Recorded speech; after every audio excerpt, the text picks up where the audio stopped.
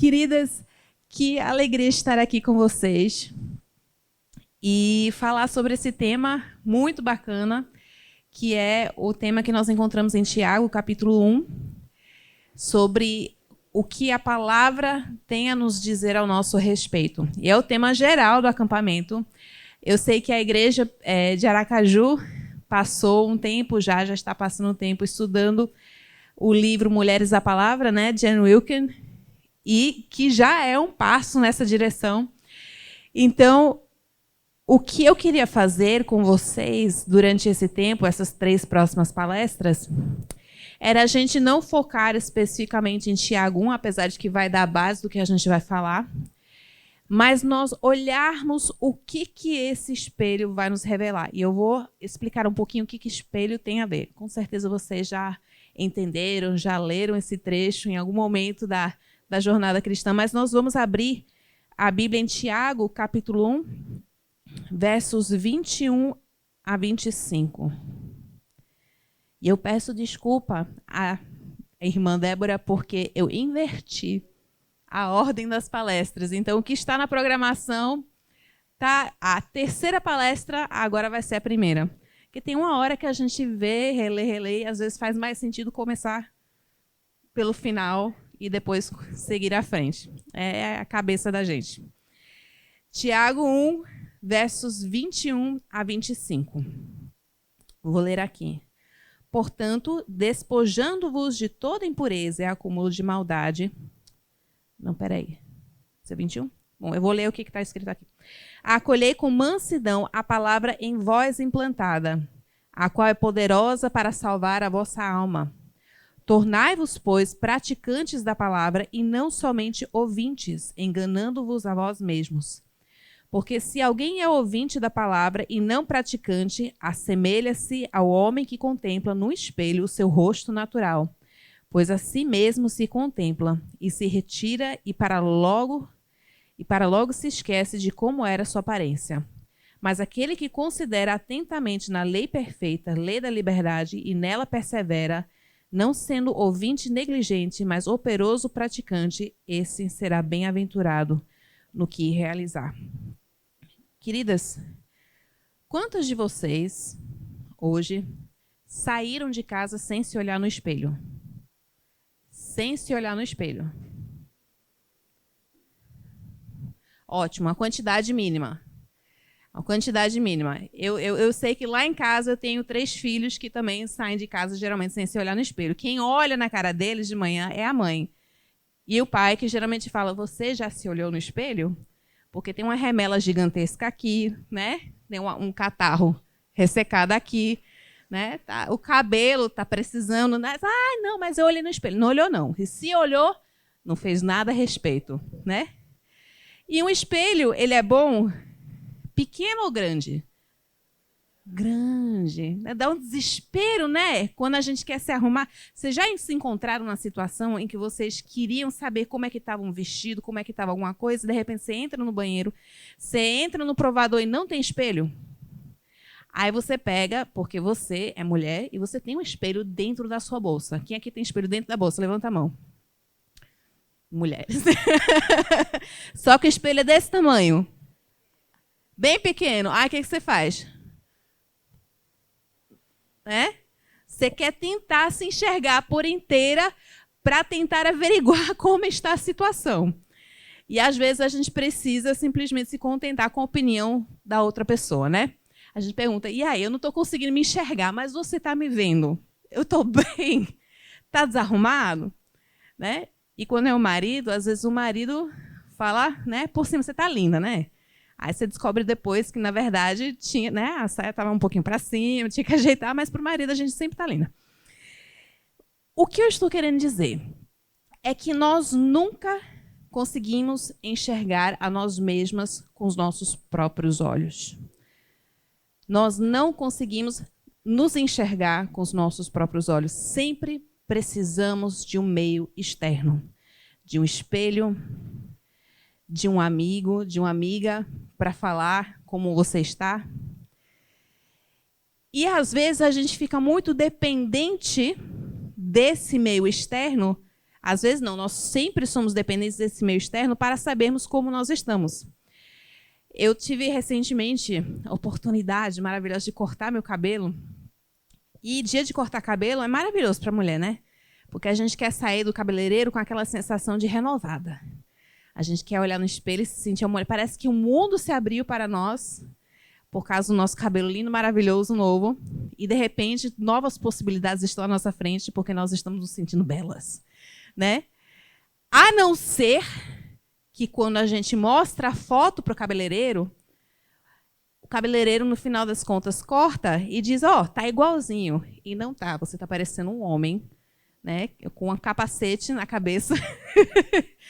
E quando você olha finalmente no espelho, o que acontece? Eu não sei vocês, mas eu já chorei em cabeleireiro.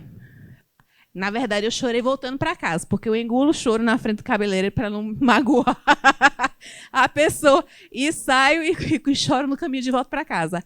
Aí eu volto para casa, olho de novo no espelho, olho para a imagem. Não é assim, não. E pior ainda, quando a filha vem para você e fala assim, mãe, a senhora está estranha, isso não é um elogio, não.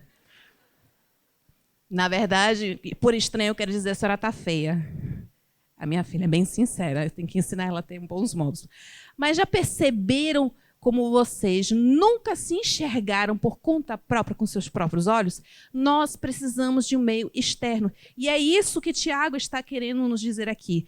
Que quando nós olhamos para a palavra de Deus, quando nós olhamos para a lei do Senhor, isso está nos providenciando uma visão ao nosso respeito que nós não conseguimos por conta própria.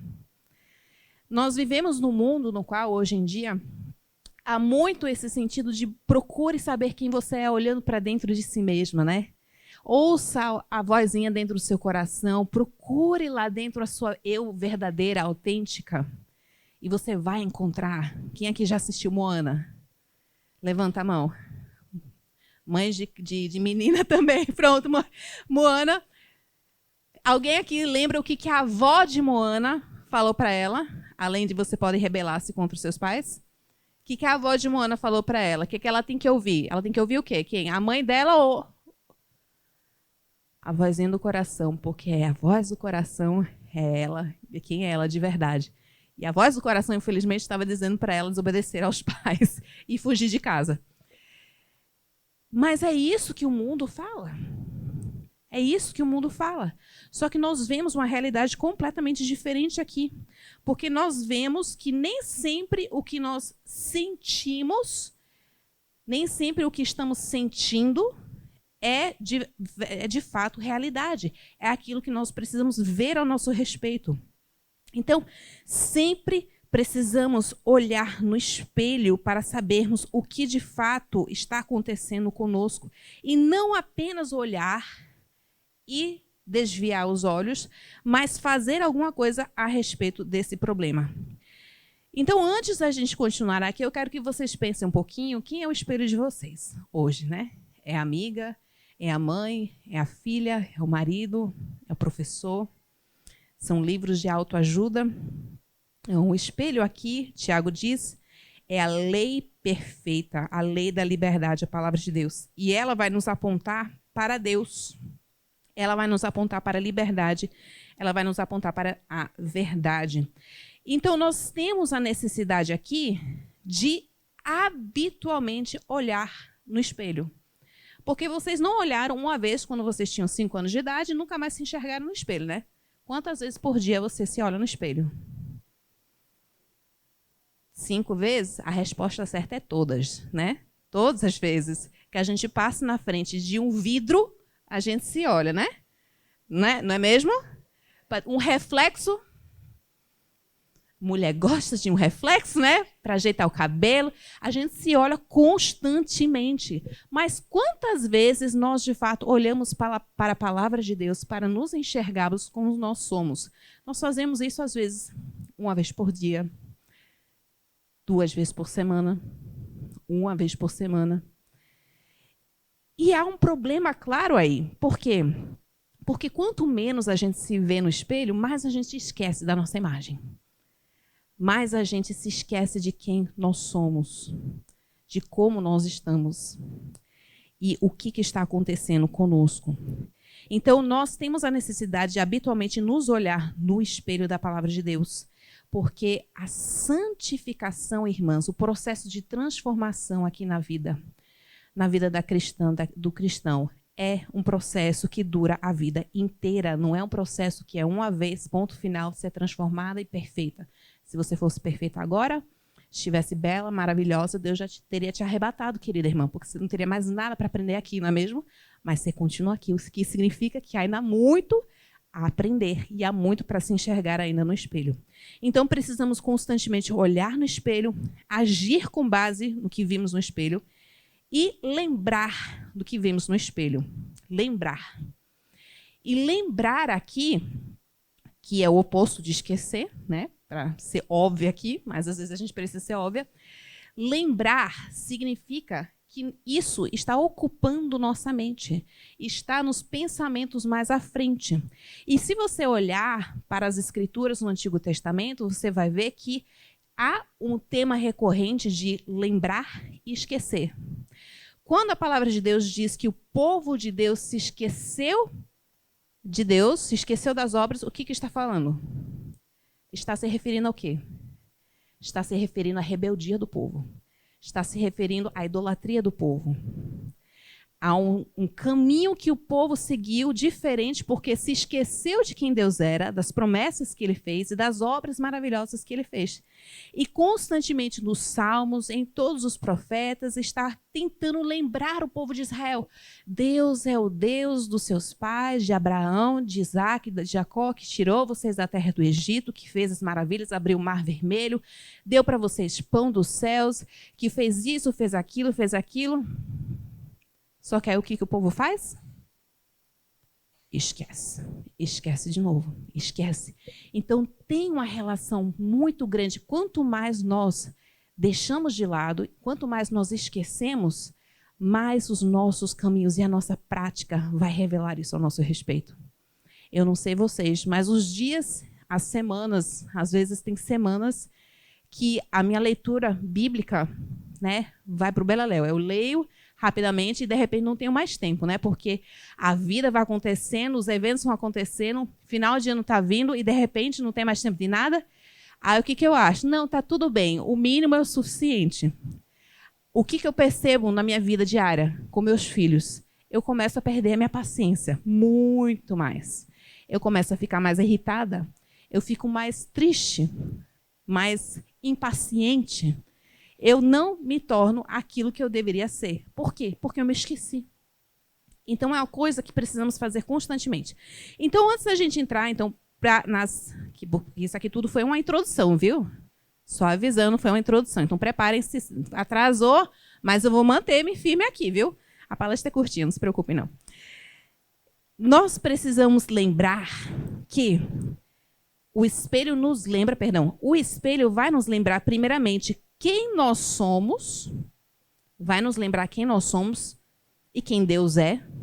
Na verdade, quando nós sabemos quem Deus é, nós descobrimos quem nós somos e vice-versa. O espelho vai nos lembrar como nós deveríamos pensar ao nosso respeito. O espelho vai nos lembrar o que devemos fazer, o que devemos praticar, as boas obras, frutos, sabedoria, tudo aquilo que a gente encontra lá em Provérbios 31, né? Quem aqui tem medo da mulher virtuosa de Provérbios 31? Quem tem medo? Eu tenho medo. Nunca vi. A Bíblia diz, né? Lá no comecinho diz, mulher virtuosa, quem a acharás? Então, se está escondida, porque vai dar susto na gente, né? Porque mulher daquele jeito nunca encontrei. Mas dá um susto. Mas é uma mulher que se olha constantemente no espelho, que aprende quem ela é, que aprende como ela deve pensar ao seu respeito e que aprende o que ela deve fazer a esse respeito. Então, é isso que o espelho vai contar ao nosso respeito. Então, nas próximas palestras, essa aqui agora, eu vou falar um pouquinho com vocês sobre o que o espelho revela a respeito de quem nós somos. Nós vamos enfrentar e conhecer a imagem no espelho. Na segunda, nós vamos ver um pouco sobre como nós devemos pensar ao nosso respeito e como o espelho transforma os nossos pensamentos, a nossa mente. E, finalmente, a gente vai encerrar uma parte mais prática para falar nas boas obras, o que a gente pode fazer a esse respeito, tendo em vista aquilo que aconteceu diante do espelho, o susto que a gente tomou. E eu queria que vocês abrissem a Bíblia lá em Gênesis 2:7, rapidamente. Gênesis 2:7.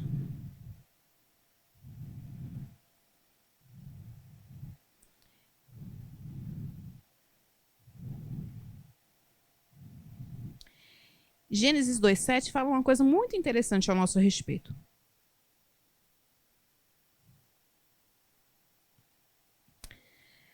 Vou ler aqui. Então o Senhor Deus formou.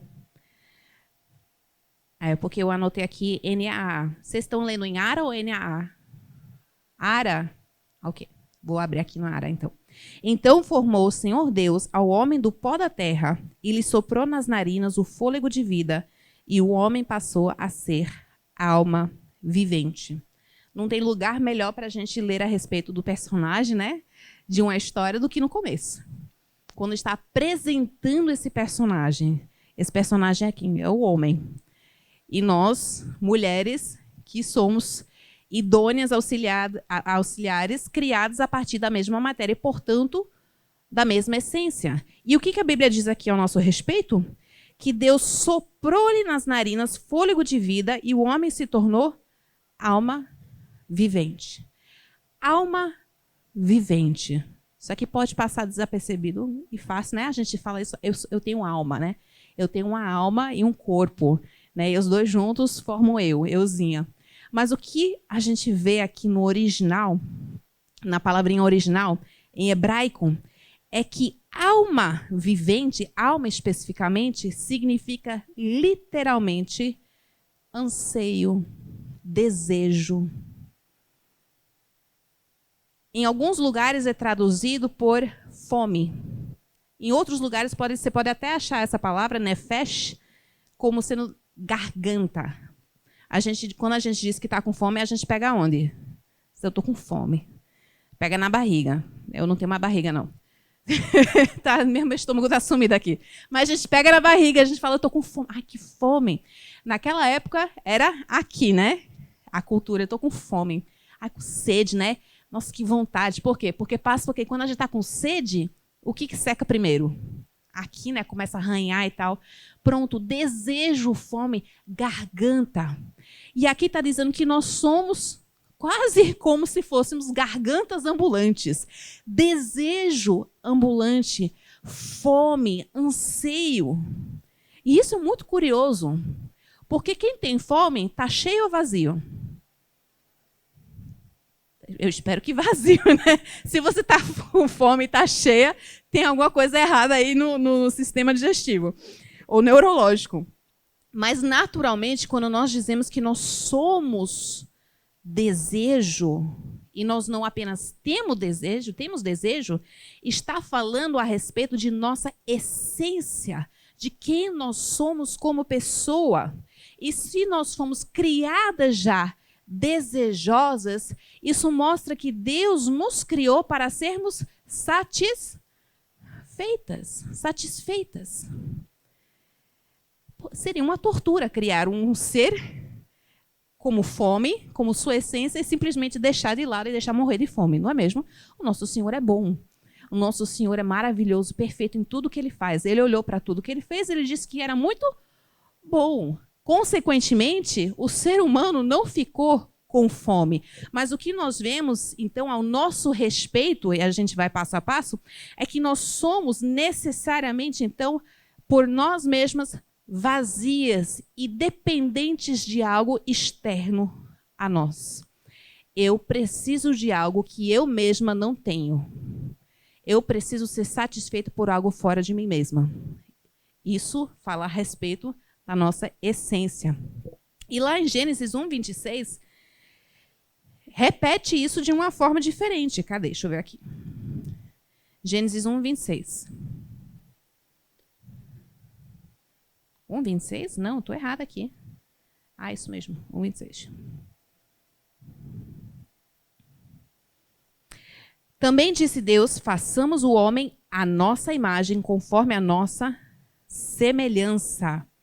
A palavra imagem aqui, tselem, significa um vazio, uma coisa que é um reflexo, que é algo que por si mesmo não tem significado, sem que extraia esse significado daquilo que está refletindo. Não é mesmo? Quem já viu um desenho? Minhas filhas adoram desenhar.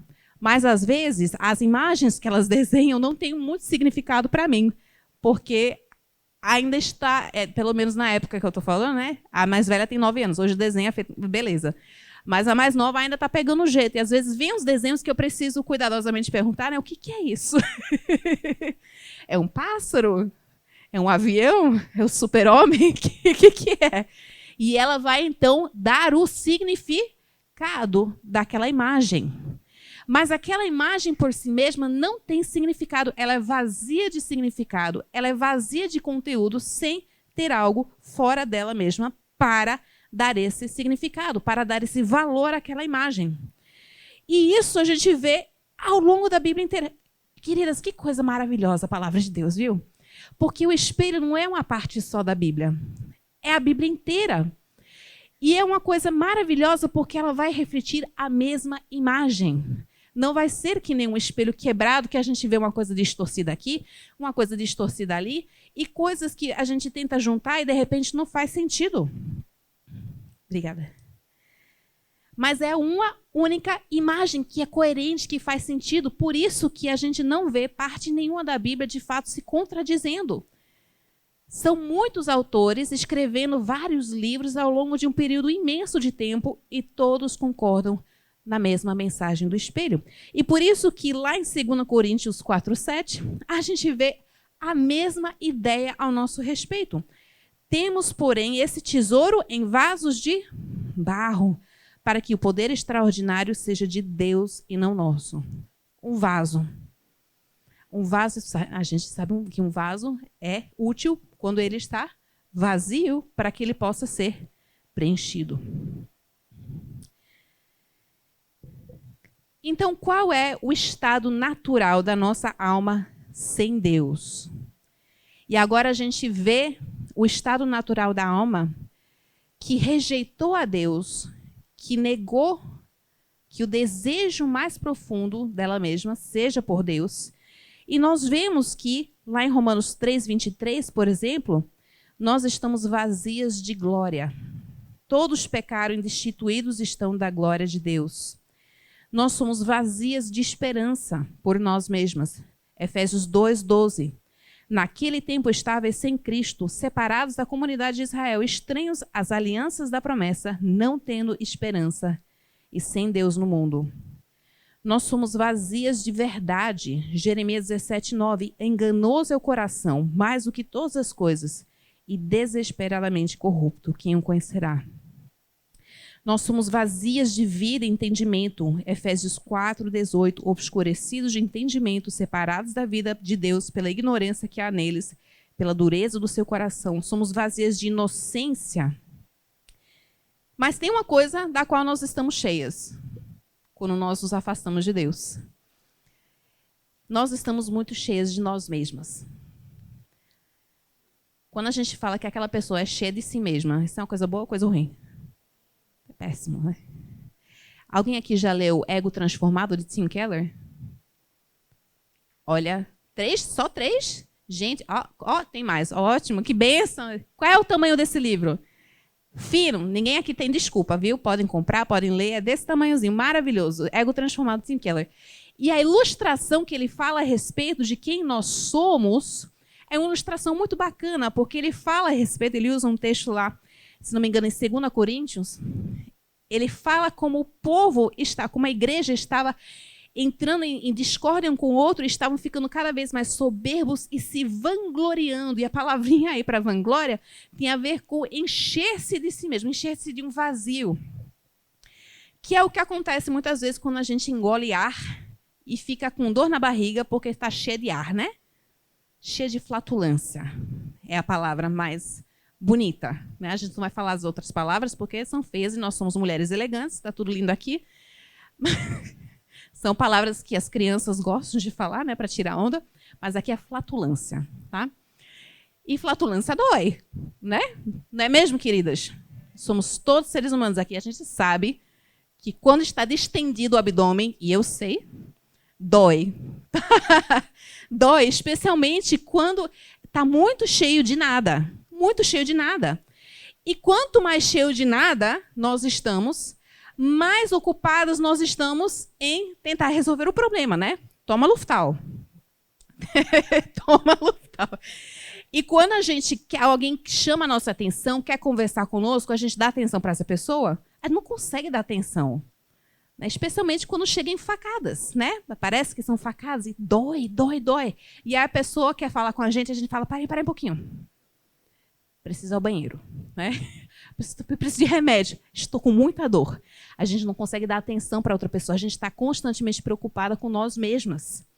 Estamos ocupadas, estamos frágeis. Se alguém tocar, a gente fala, ai, para. Então, é essa ilustração que ele dá para descrever pessoas que estão vazias de Deus, mas cheias de si mesmas. Cheias de si mesmas. Quando nós estamos cheias de nós mesmas, orgulhosas, nós queremos nos encher com nossas próprias obras, nossa própria glória, nossos próprios feitos, nossa própria sabedoria. O que a palavra de Deus diz a nosso respeito? Que nós estamos com dor. Nós estamos com a dor na alma porque o desejo verdadeiro não foi satisfeito. E, queridas, é esse estado da maior parte deste mundo caído sem o Senhor. É um mundo em dor, agonizando, tentando resolver o problema. Pessoas que estão cada vez mais ocupadas com o ego próprio delas, com quem elas são, querendo tirar foto, bater foto, colocar no Instagram, esperando que alguém fale tu tá gata, né? Se ninguém der uma curtida, a gente fica morta por dentro, né? Por que ninguém está curtindo minha foto? Por que ninguém está falando como eu estou bonita? E a gente fica com vergonha, porque a gente quer que a outra pessoa reconheça a nossa dor. A gente quer resolver o problema que está dentro de nós. A gente quer se encher de nós mesmas, mas nós somos vazias por nós mesmas. Nós somos imagem, nós somos desejo, nós somos vaso de barro. Nós somos vaso de barro. E então nós ficamos ocupadas a hora toda. Eu não sei quantas de vocês já se encontraram numa situação de estarem conversando com alguém e você percebe que essa pessoa está só esperando você parar de falar para ela poder falar sobre ela mesma. Ou talvez você seja essa pessoa. Que você não quer saber o que a outra pessoa, na verdade, está falando. Você quer ser educada, mas você só está esperando a pessoa parar de falar para você poder dar, né? Não, tudo bem, ótimo, suas férias, nossa, maravilha. Agora eu quero contar sobre o que aconteceu comigo nas minhas férias, não é mesmo? Primeiro ano do ensino fundamental. Todas as crianças, tá bom, já passou. Né? A vez fulaninha já foi, agora eu quero contar o que eu fiz nas minhas férias. Então, quando nós estamos cheias de nós mesmas, vazias de tudo, cheias de nós mesmas, cheias do vazio, nós não temos condições de dar atenção, amor e servir ao próximo. Não temos. E nós estamos extremamente sensíveis a hora toda a críticas. Porque se alguém chegar perto demais, dói. Se alguém criticar, dói.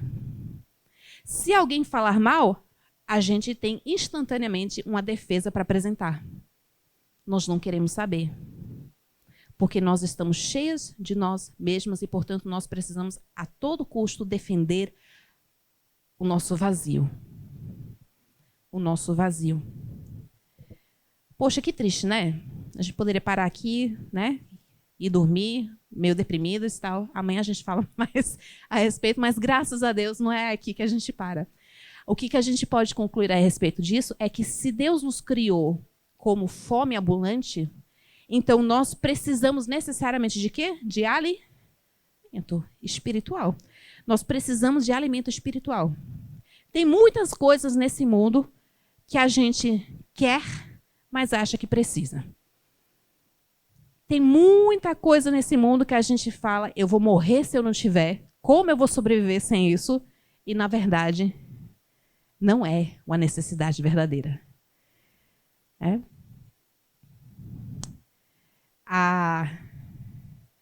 Tem uma pirâmide chamada pirâmide de Maslow. Alguém aqui já ouviu falar da pirâmide de Maslow? Que tem a ver com autoestima? Não vou entrar nisso aí então, não, porque era só um gancho. Mas o que nós vemos muito hoje em dia é que o mundo prega que há coisas, necessidades básicas que as pessoas precisam para que então, lá no futuro, quando tudo estiver satisfeito, quando a pessoa tiver comida, casa, segurança, autoestima bom, tem que ter um bom autoestima, tem que se amar bastante, estar bem-sucedida no emprego, ter os desejos cumpridos, ter isso e aquilo, pronto. Só no final, quando sobrar um pouquinho, ela pode fazer um pouco do altruísmo, né? Só que o altruísmo acaba sendo apenas mais uma forma dela se satisfazer a si mesma, usando as outras pessoas. Então, a gente vê pessoas bilionárias, né, descrentes doando, né, e postando e mostrando a todo mundo as boas obras que fizeram, quanto fizeram de bem para as outras pessoas, porque isso lhes faz bem. Mas nós acabamos acreditando que se a gente não tiver, por exemplo, aquele cafezinho pela manhã, a gente tem o direito de tocar o terror durante o dia inteiro, né? Se a gente não dormir bem, mamães com filhos pequenos, recém-nascidos, né? A gente acha que se a gente não tiver o nosso sono apropriado, isso nos dá toda a desculpa do mundo para ficar furiosa e pecar de toda forma possível, às vezes. Eu sei porque eu já tive 3.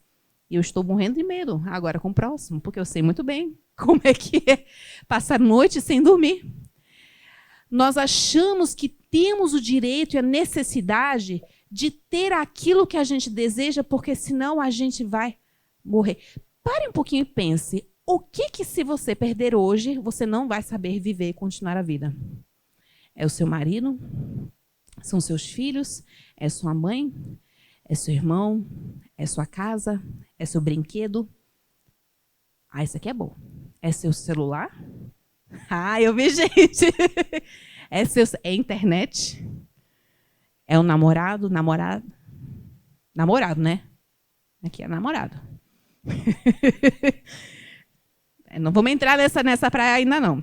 Se alguém quiser conversar, depois a gente conversa. O que você acha que se Deus tirar de você hoje, você morre? Ou você não consegue sair da cama?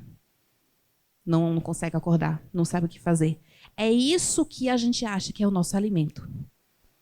É isso que a gente acha que é o nosso alimento. Eu tenho uma filha, Chloe, de 6 anos. Uma formiga. Tá gravando, né? Então, quem sabe no futuro ela vai ver isso aí. Filha, você é uma formiga. Ama um doce. E ela está sempre com fome. Sempre. Parece uma Magali. Então, faltando 5 minutos para o almoço, e a mãe dela desesperada tentando terminar, porque feijão demora, né, gente? Demora para fazer feijão.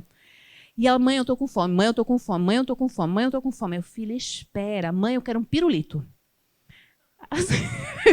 Filha, um pirulito não vai matar a sua fome. Eu vou morrer sem pirulito, eu quero um pirulito, mãe.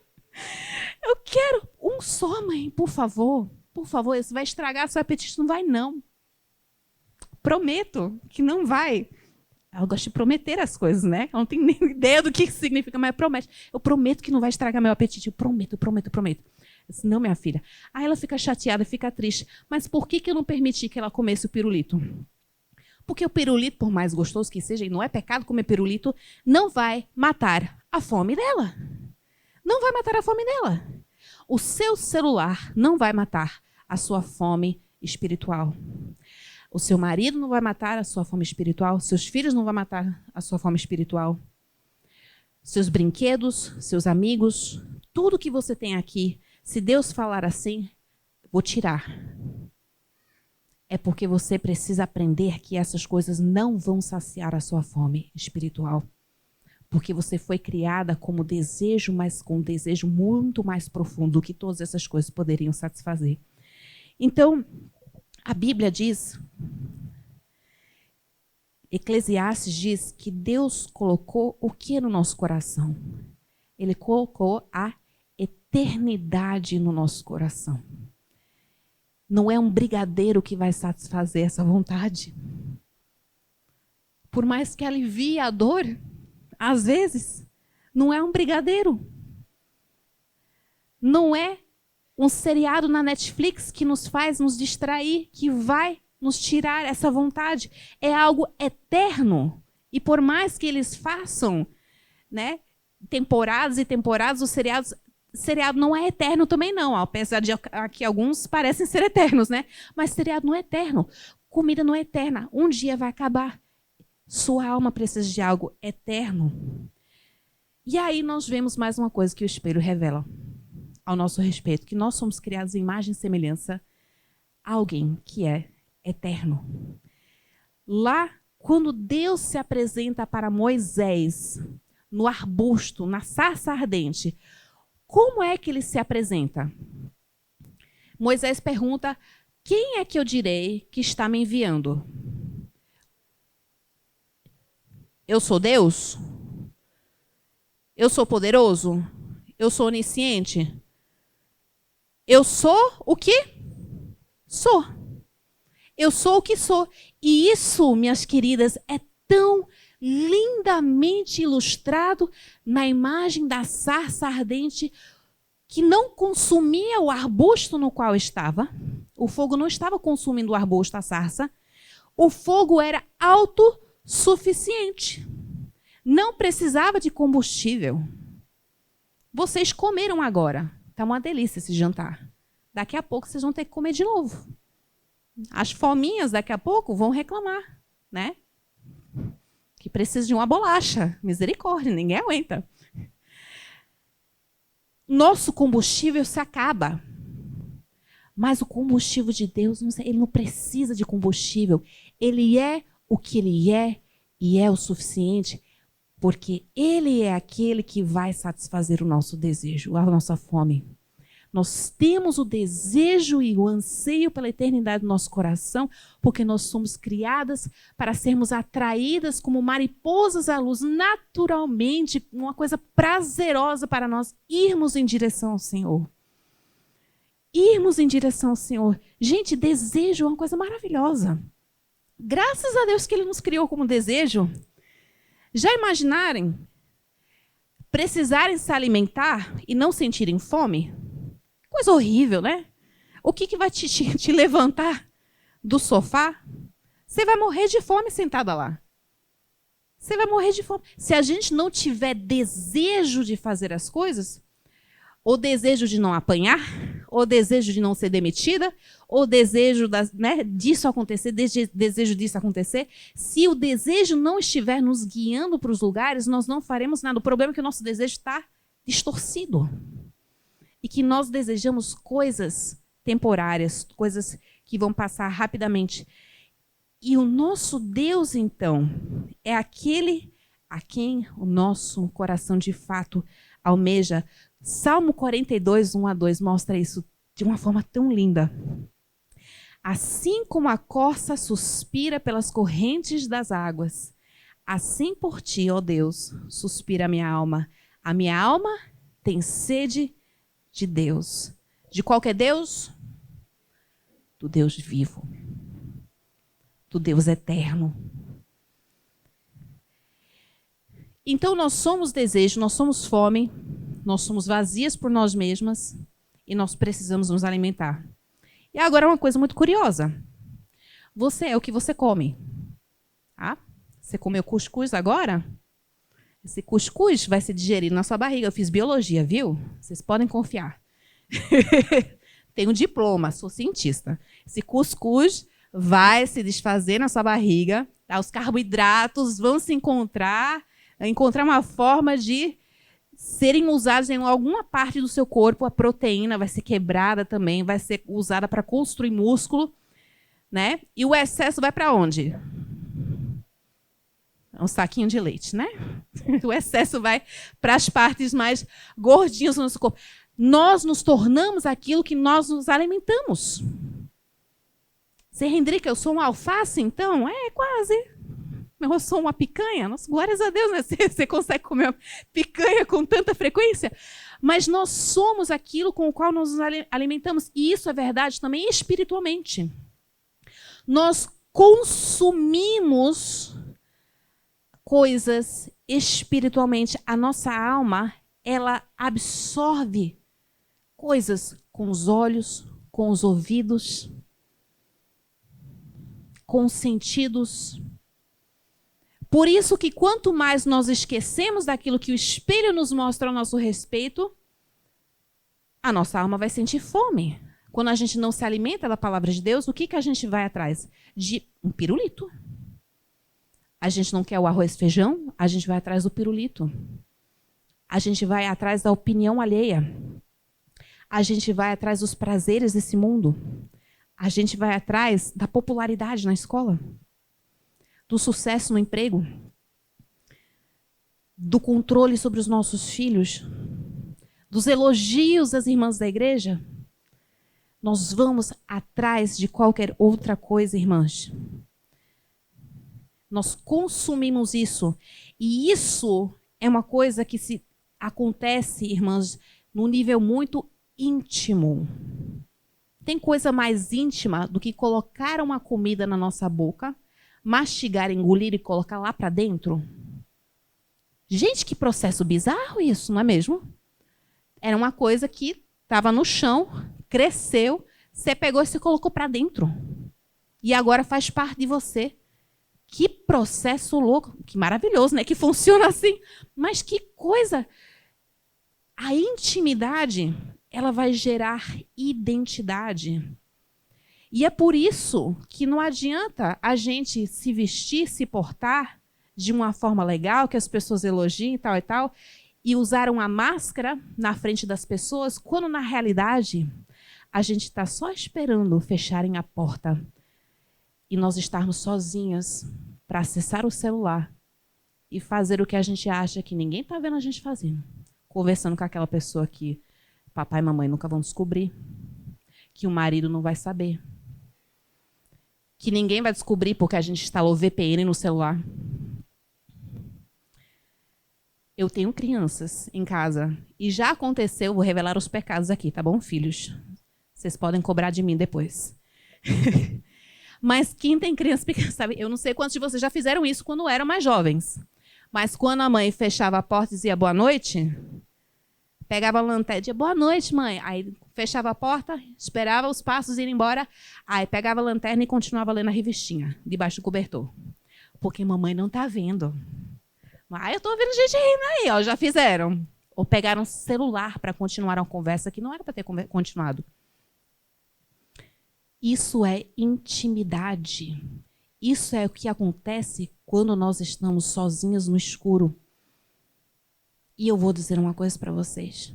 Deus está aí. Deus está na nossa intimidade. Ele sabe com o que nós estamos nos alimentando.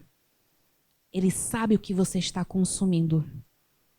E isso vai afetar você. Se você consumir porcaria na maior parte do seu tempo, o que você vai se tornar? Pode falar a palavra. Porcaria. A Bíblia diz isso lá em Salmo, duvidam? Salmo 115, 4-8. Prata e ouro são os ídolos deles, obra das mãos de homens. Tem boca e não falam, tem olhos e não veem. Então está falando dos ídolos aqui, tá? Tem ouvidos e não ouvem, tem nariz e não cheiram, suas mãos não apalpam, seus pés não andam, som nenhum lhes sai da garganta. Tornem-se semelhantes a eles os que os fazem e quantos neles confiam. Nós nos tornamos parecidos com nossos ídolos. Aquilo que nós confiamos, aquilo que nós consumimos, aquilo que se torna parte da nossa intimidade.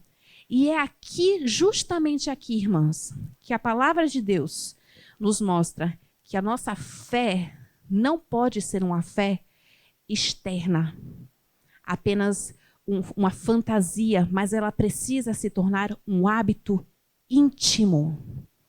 Um hábito íntimo. Como é que você lida com sua solidão? Como é que você lida com sua tristeza, com sua ira? Como é que você se automedica? Como é que você lida com seu tédio? Com suas dúvidas? Com seu desejo por identidade, por ser alguém? Nós nos tornamos aquilo que nós consumimos. E aqui a boa notícia, irmãs. Se nós somos fome, se nós somos vazias, se nós precisamos de alimento e se nós nos tornamos aquilo que nós consumimos, Cristo é pão. Não apenas pão, Cristo é o pão. E ele fala isso.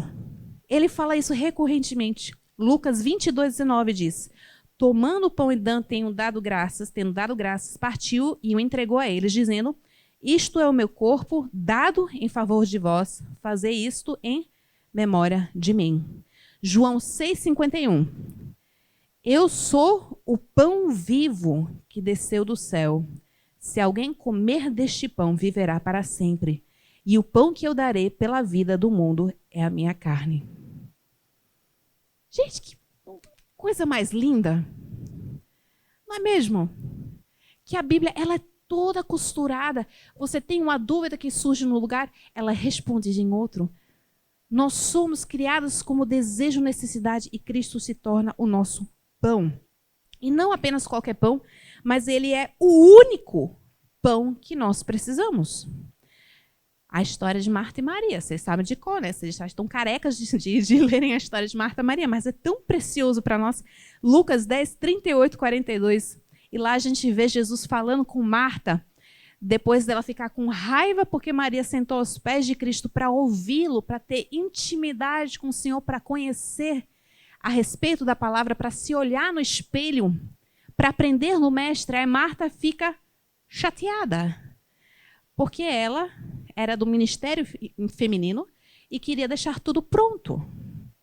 Né, irmãs? Queria deixar tudo pronto. O ministério feminino não existe sem Martas. Mas também precisamos ser Marias. Somos Martas e Marias no ministério feminino. E o que Cristo fala, então, para Marta, quando ela fica estressada e diz: Senhor, manda minha irmã parar de ser uma folgada, preguiçosa e vem me ajudar?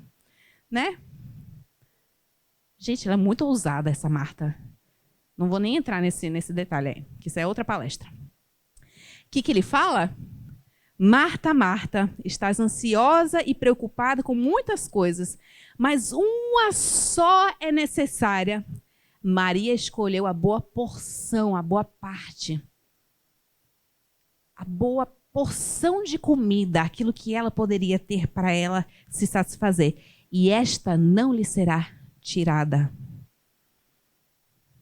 É o único pão que pode saciar a nossa fome de forma duradoura. A história da samaritana, ele vai falar isso de novo, agora no termos de sede. E ele fala para a samaritana que beber desta água, a água que ele daria, desta água do poço, perdão, onde a samaritana estava tirando água, quem beber dessa água voltará a ter sede, mas quem beber da água que eu lhe der nunca mais terá sede. Pelo contrário, a água que eu lhe der se tornará nele uma fonte de água a jorrar para a vida eterna. O que a gente conclui aqui, então? Aquela pessoa que se saciar e buscar satisfazer o seu desejo em Cristo primeiro, acima de tudo, vai transbordar. Vai transbordar. Lembra que eu falei que quando a gente está com o abdômen distendido e dolorido, a gente não tem tempo para dar atenção para os outros? Porque a gente está sempre ocupada querendo resolver o nosso problema, a nossa dor, a nossa fome, os nossos desejos. Isso é o que o mundo prega. Você precisa se amar mais. Você não consegue amar a outra pessoa se você primeiro não se amar o suficiente. O problema com isso é que seu amor é um amor vazio. Seu amor não é um amor eterno. E Deus colocou no nosso coração o anseio pela eternidade. Portanto, você pode se amar o quanto você quiser.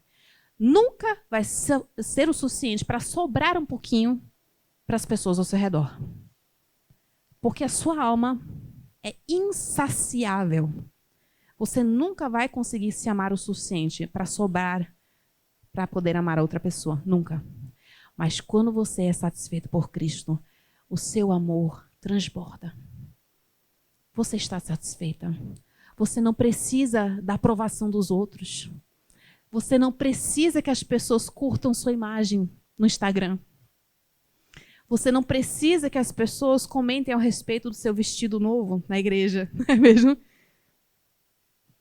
Você não precisa que as pessoas lhe deem identidade. Você não precisa encontrar satisfação nos prazeres passageiros dessa terra. Você está disposta a dizer: eu não preciso disso. Pode levar, Senhor. Pode tomar.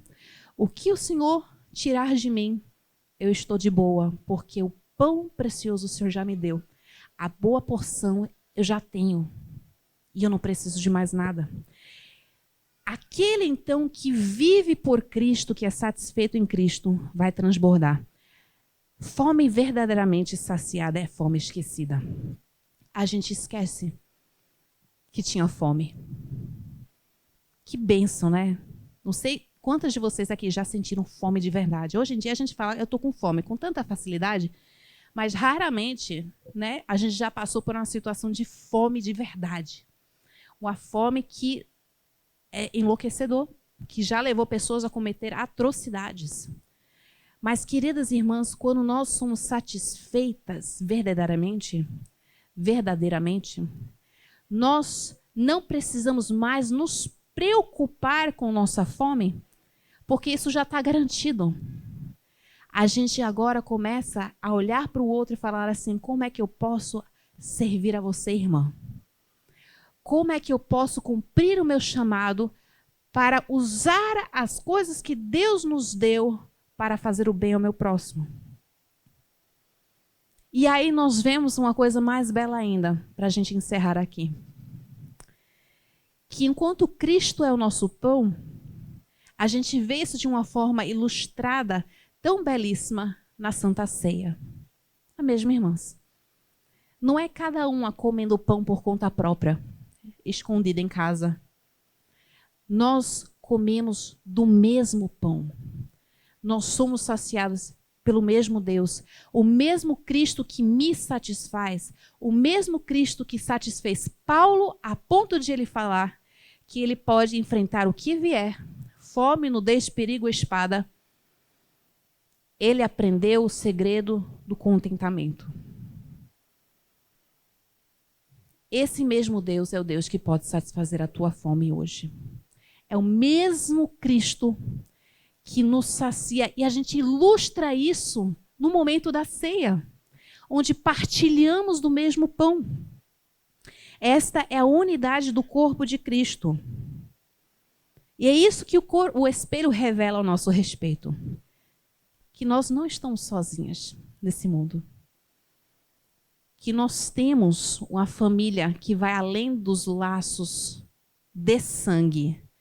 Nós temos família que são laços pelo sangue de Cristo. E que nós não precisamos buscar saciar a nossa fome de uma forma individualista, sozinha, escondida, na intimidade que ninguém consegue nos ver. Nós podemos fazer isso como corpo. E por isso, irmãs, como é bom e precioso vermos as irmãs aqui, todas juntas. Que oportunidade maravilhosa a gente tem aqui. O perigo de estarmos aqui é que isso seja apenas mais um momento em que vão ouvir e ir embora sem praticar nada. Isso sempre vai ser um perigo. Acampamento é isso, né? Euforia, alegria. Aí segunda-feira volta, né? E a gente esquece tudo. Que nem o culto de manhã, né? O pastor prega de manhã e à noite o povo já esqueceu tudo. Que esses momentos não sejam momentos que sejam passados, esquecidos, mas que nós possamos, então, olhar para as Escrituras e nós lembrarmos quem nós somos, o que o espelho fala ao nosso respeito, para podermos praticar. Tá bom, irmãs? Amanhã a gente continua um pouquinho mais. E vamos orar? Senhor Deus, como o Senhor foi maravilhoso em nos criar de uma forma tão intimamente dependente do Senhor. Não para nos deixarmos desesperados, mas para satisfazer o nosso coração de uma forma tão profunda que nada nesse mundo poderia fazer. Sabemos que é por isso que o Senhor fala que nós devemos agradar-nos do Senhor e o Senhor satisfará os desejos do nosso coração. Sabemos que é isso que o Senhor quer dizer quando o salmista diz que ao teu lado tem prazeres perpetuamente, porque é o Senhor que realmente vai dar significado, sentido, propósito e prazer na nossa vida. É o Senhor que vai preencher o vazio que está dentro de nós. Senhor, permita que as irmãs aqui saiam daqui com hábito de leitura da palavra de Deus, assim como nós nos alimentamos 3 vezes por dia, até mais, que isso seja uma verdade espiritual em nossa vida. Que a tua palavra esteja em nossa mente 24 horas por dia. Que possamos louvar ao Senhor, meditar nas tuas escrituras de dia e de noite. E que isso possa se revelar no nosso serviço umas para com as outras, no nosso amor que transborda generosidade e misericórdia umas para com as outras. Como o Senhor é bondoso para conosco. Permita-nos servir mais e cada vez mais para a tua honra e glória. Em nome de Jesus. Amém.